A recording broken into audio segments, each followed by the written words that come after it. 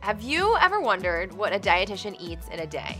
I'm Sarah, Director of Education here at Hum, and also I'm a dietitian.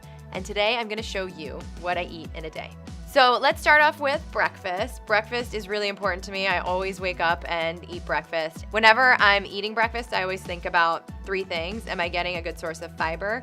Am I getting a good source of fat and protein? Those are the things that are going to help keep me full so I'm not starving by like 10 o'clock or 11. And that way I know that I'll make it to lunch without being like hangry or hungry or any of those things.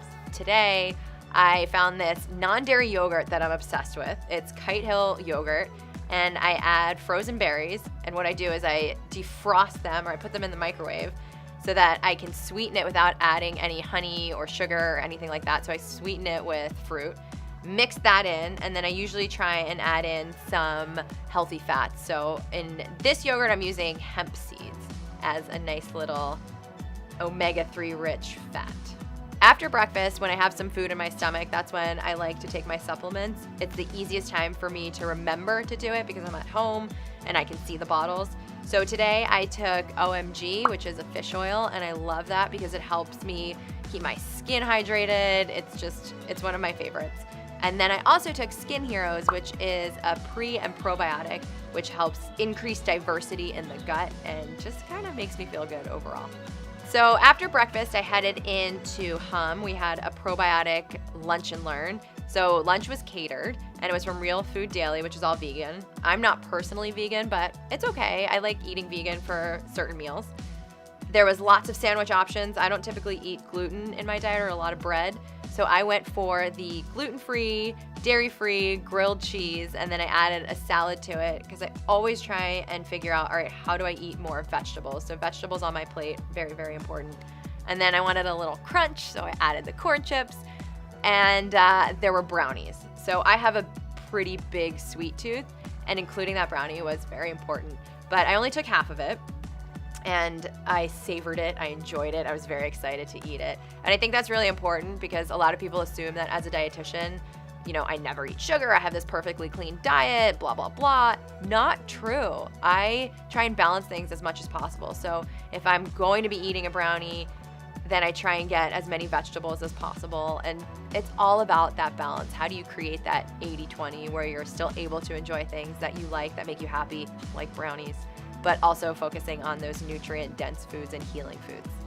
After the lunch and learn, I went home because I had a lot of work that I needed to get done, and I just sat on my computer for several hours until I realized I was a little hungry. And I had a cut-up pepper in the fridge, so I always try and cut up my bell peppers because if I don't cut them up, I'll never eat them. But if they're cut up and I open the fridge and I see them, I'll eat them. So I had a cut-up bell pepper and then a glass of kombucha. And that was my mid-afternoon snack.